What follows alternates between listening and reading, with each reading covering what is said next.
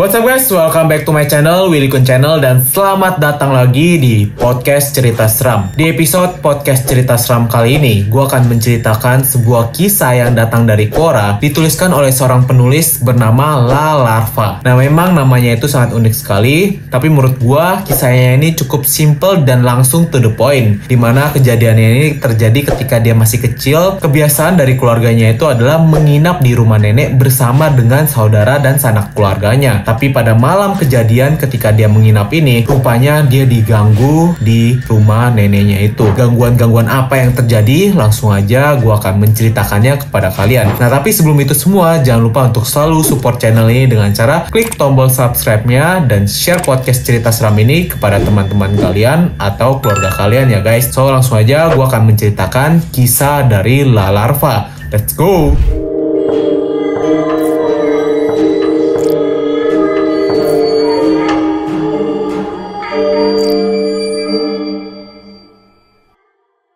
Bagaimana respon Anda ketika melihat sandal ini? Jadi si penulis memberikan sebuah gambar sandal swallow yang kelihatan sangat jelas tidak menakutkan sama sekali. Nah, mungkin akan terkesan biasa saja, cuma sandal tulisnya. Tapi saya punya pengalaman menyeramkan karena hal ini. Peristiwa ini saya alami ketika duduk di bangku SD kelas 3. Dalam keluarga besar saya, ada tradisi di mana setiap tahun sewaktu lebaran akan pulang ke kampung nenek saya. Kampung nenek saya berada di daerah perbatasan Nganjuk. Keadaan lingkungan masih asri, sepanjang tepi jalan banyak ditumbuhi pepohonan mangga. Ciri khas rumah di desa nenek saya punya akses ruangan yang besar dan pekarangannya yang cukup luas. Karena anak-anak dari nenek saya berjumlah 12 orang, belum terhitung cucu dan menantunya ya. Setiap lebaran, rumah nenek saya akan terasa sangat ramai dan sesak. Sehingga setiap malam kami yang muda-muda akan memboyong kasur-kasur yang tersedia dan meletakkannya berderet rapi dari depan ruang tamu sampai dengan ruang untuk menonton televisi. Sedangkan para orang tua akan tidur di dalam kamar. Seperti inilah gambarnya kurang lebih.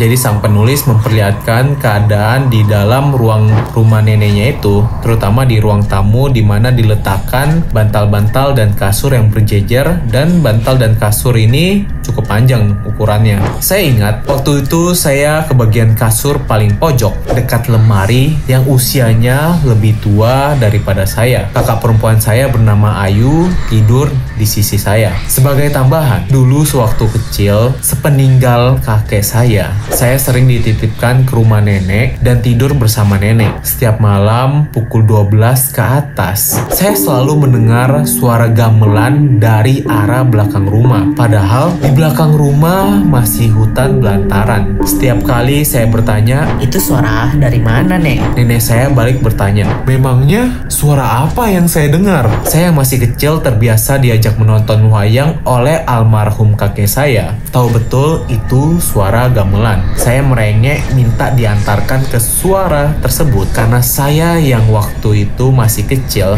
berpikir kalau ada gamelan pasti ada wayang. Kalau ada wayang berarti ada yang banyak jualan mainan. Tapi apa yang terjadi? Nenek saya menyuruh saya diam dan menutup mulut saya rapat-rapat menggunakan telapak tangannya. Sambil berbisik, nenek saya berkata, "Jangan bilang itu. Cepet tidur, Duk." Saya yang terlelap bersamaan dengan telapak tangan nenek saya yang masih menutup mulut saya rapat-rapat pada saat itu akhirnya. Apakah yang terjadi? Mengapa seolah-olah ada yang ditutupi? Oke, nanti akan saya ceritakan mengenai bagian ini. Kembali ke topik pertama. Ketika semua telah terlelap tidur, saya memutuskan untuk tidur juga tanpa berani menoleh ke belakang karena saya merasa ngeri menoleh ke ruangan kosong yang gelap. Saya merasa waktu berjalan terasa lama sekali. Namun saya terbangun pada pukul 12 malam. Semua sudah tertidur, hanya saya yang tiba-tiba terjaga pada saat itu. Suara detak jarum jam terdengar jelas di tengah kesunyian yang saya alami. Kakak saya yang sudah tertidur pulas dan mendengkur halus. Kemudian, karena pegal, saya berbaring menghadap satu sisi. Pada akhirnya, tanpa sadar, berbalik ke sisi satunya. Tiba-tiba, di tengah keremangan lampu kuning dari kamar nenek saya, saya yang tidak sepenuhnya memberikan penerangan ke semua sisi. Saya melihat sandal swallow kuning milik nenek saya berjalan sendiri ke sana kemari tanpa ada yang memakainya. Sebagai catatan, nenek saya memiliki kebiasaan melepas sandal di luar pintu kamarnya.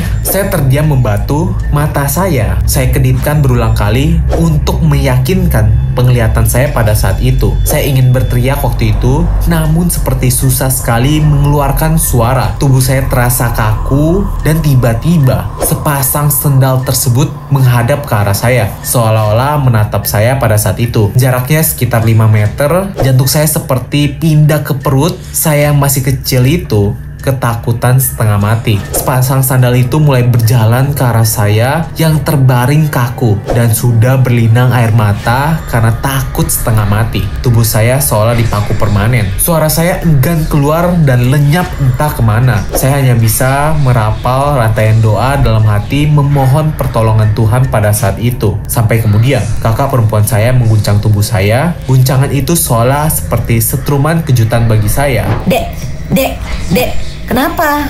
Kakak saya mengguncang lengan saya dan entah kekuatan dari mana, saya langsung bangkit menerjang kakak saya dan menangis sesenggukan. Kakak saya bertanya, apakah saya mengelindur atau bermimpi, dan saya pada saat itu hanya diam menangis. Dari kejauhan, saya memberanikan diri menatap kembali ke sandal swallow kuning itu. Dia sudah berada di tempat semula, menjadi benda mati kembali. Malam itu, saya lari terbirit-birit menghampiri kamar orang tua saya, diikuti kakak saya yang tampak bingung. Besok paginya, saya dituntut oleh kakak saya untuk menceritakan apa yang terjadi semalam. Peristiwa sandal berjalan itu masih teringat jelas sampai sekarang. Nah, catatan di desa nenek saya, memang ada sebuah urban legend semacam pasar setan atau pasar makhluk halus. Tidak semua orang bisa mendengar suara gamelan dari arah hutan. Pernah diceritakan, ada anak desa yang juga mendengar suara gamelan, tertarik mengikuti sumber suara. Kemudian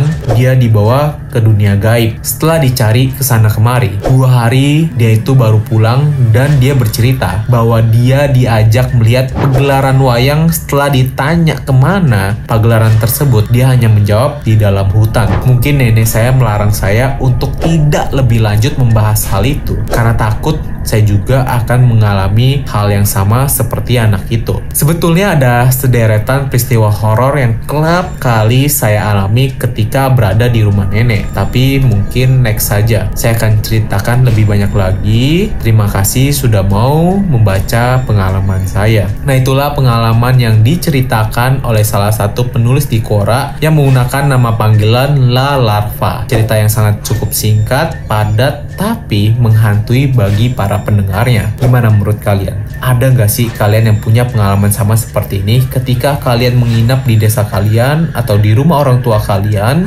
mengalami hal-hal berbau horor seperti ini? Nah, kalau kalian mempunyai cerita-cerita seperti itu, langsung aja DM ke Instagram Willy Kun, karena nantinya akan gue bacakan dan kita share pengalaman horor kalian di podcast Cerita Seram, guys. So, itu dia konten hari ini, guys. Thank you for watching this episode, guys. Thank you untuk selalu support channel ini dengan cara klik tombol subscribe-nya. Dan jangan lupa juga, inilah saatnya untuk share podcast Cerita Seram ini kepada teman-teman kalian juga ya, guys ya. Itu dia, guys, konten hari ini. Thank you guys for watching this video and listening to podcast Cerita Seram. See you guys in the next episode. Willy Kun, sign out.